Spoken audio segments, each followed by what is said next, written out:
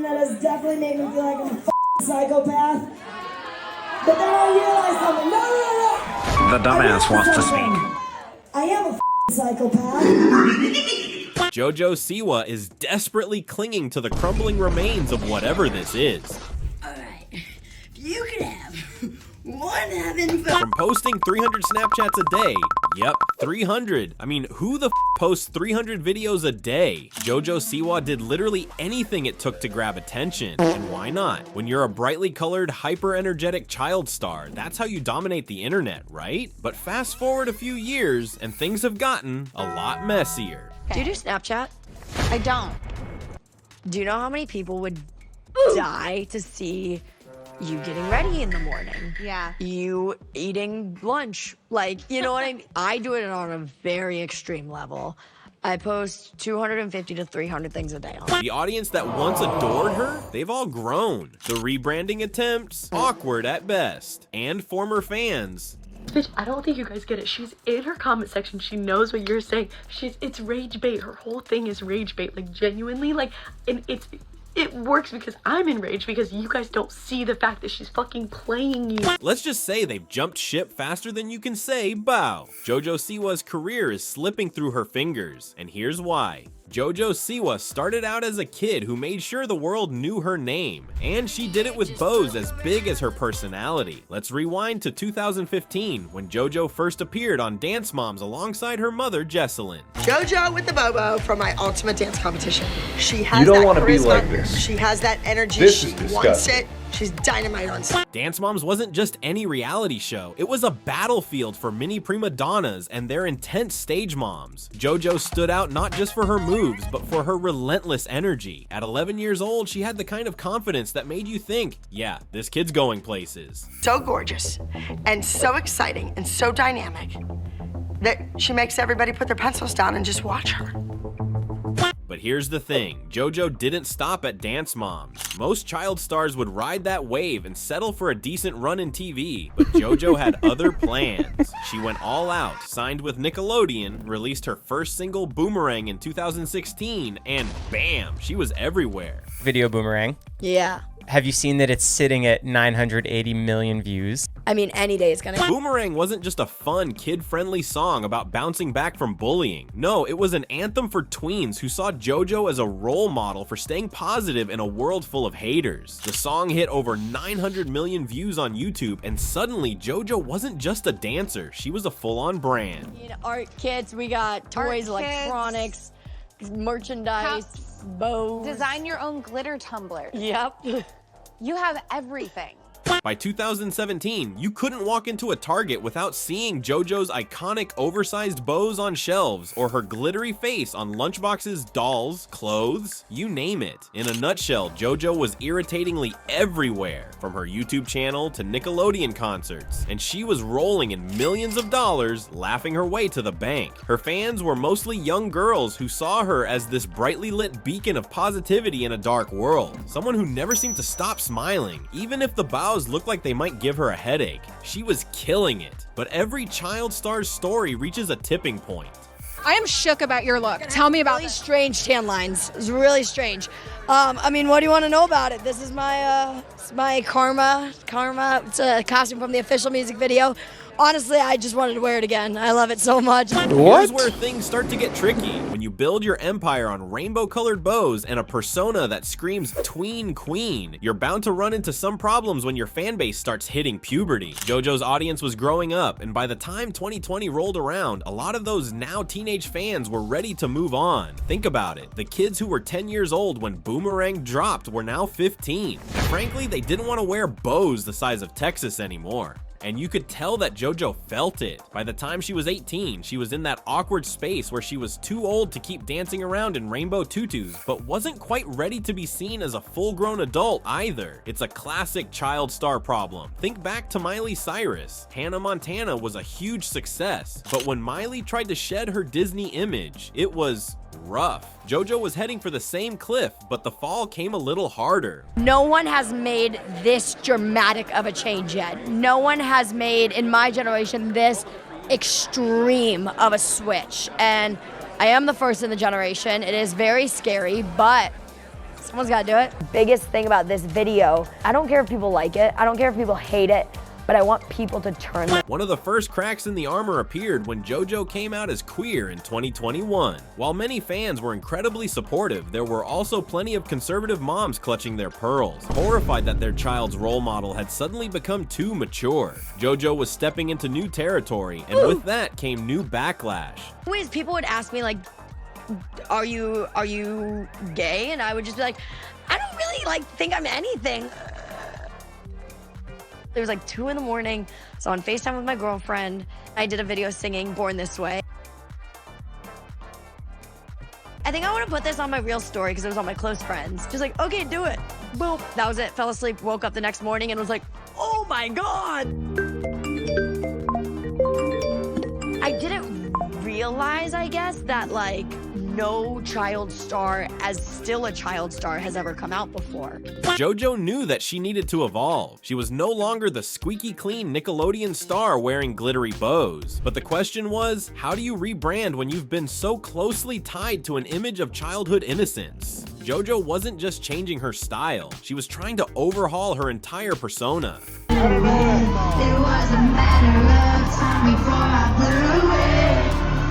Passion I lied. Let's talk about her 2024 appearance at the iHeartRadio Music Awards. What are you the queen of? Making people hate. This was a major moment in JoJo's rebranding attempt. She showed up in a black mesh bodysuit, her face decked out in Kiss-inspired makeup, clearly going for a more edgy look. JoJo didn't just want to evolve, she wanted to have her Miley Cyrus Bangers moment. She straight up said she wants to do what Miley did with Bangers. She wants to have that moment. Yeah, honestly, I wanted to make art that made people go, what? Similar to Miley Cyrus Bangers, Britney Spears' Slave for You. That for me was very important that I brought back. But here's the thing, Miley pulled it off because it felt authentic. With JoJo, critics were quick to pounce, calling her new image disingenuous and manufactured. The Montclarion put it bluntly, saying Siwa's strategies to portray maturity come off as insincere. Ouch. And not to forget her attempt to create a new genre of music called gay pop. In a Billboard interview, JoJo talked about how she wanted to start a genre where LGBTQ+ artists could have a platform to express themselves openly. While the sentiment was there, the execution, not so much. I said it back in the day when I first signed with Columbia. I said I wanted to start a new genre of music. And they said, what do you mean? And I said, well, it's called gay pop. And they were like, what's that? And I was like, it's like K-pop, right?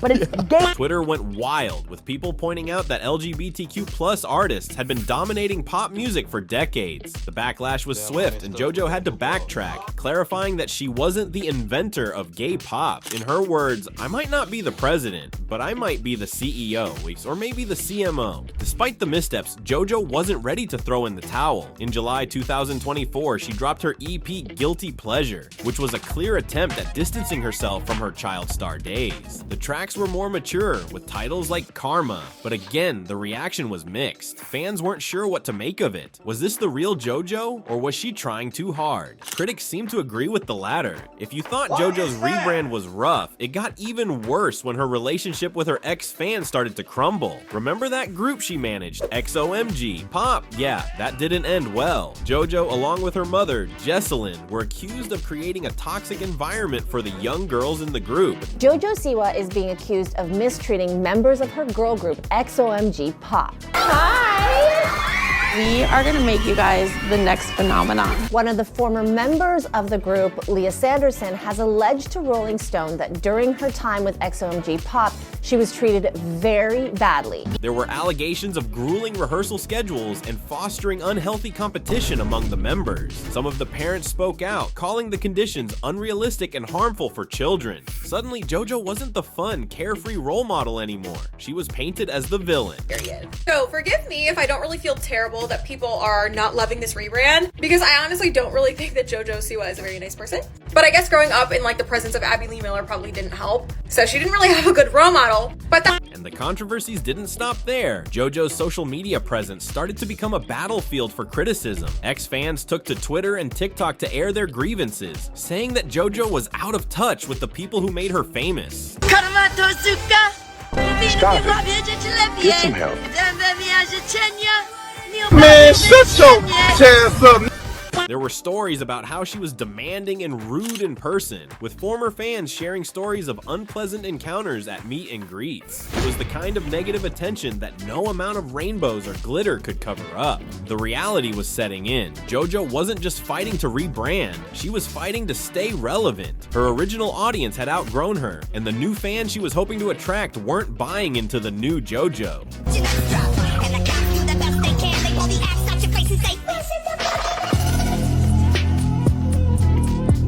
Perhaps the biggest bombshell came from JoJo's 2024 appearance in Demi Lovato's Hulu documentary, Child Star. In this documentary, JoJo revealed that after coming out as queer in 2021, Nickelodeon blackballed her. According to JoJo, she had a conversation with Nickelodeon's president, who allegedly asked her, "Do you realize how this could affect your young audience?" JoJo claims that after that moment, her relationship with the network soured. She was excluded from the 2022 Nickelodeon Kids' Choice Awards, despite being one of their biggest stars. President of the network called me and was like, "What are we gonna tell the kids?" And I was like, "What do you mean?" And he was like, "What are we gonna tell kids and parents?"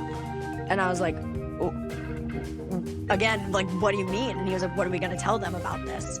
And I was like, "That I'm happy, that I, like, what? Like, you want me to tell them that I'm making out with a girl? I'm not gonna tell them." Nickelodeon, of course, denied these allegations, saying that they fully supported JoJo's coming out, but the damage was done. Fans began to question the legitimacy of JoJo's relationship with Nickelodeon. It wasn't long before JoJo started to distance herself from the network altogether. In early 2025, she sold her Los Angeles mansion for $4.1 million, a mansion that had become a symbol of her Nickelodeon-funded success, and moved back to Omaha, Nebraska. The counts on JoJo Siwa's post began to drop dramatically. In fact, her last post, which has over 35 million views, barely has 65,000 likes. And JoJo's rebranding struggles and controversies with her ex-fans weren't bad enough. Her career took another massive hit when she began falling out more with the general public. It wasn't a carefully orchestrated takedown or a sudden backlash against something she said. It all started with a TikTok video.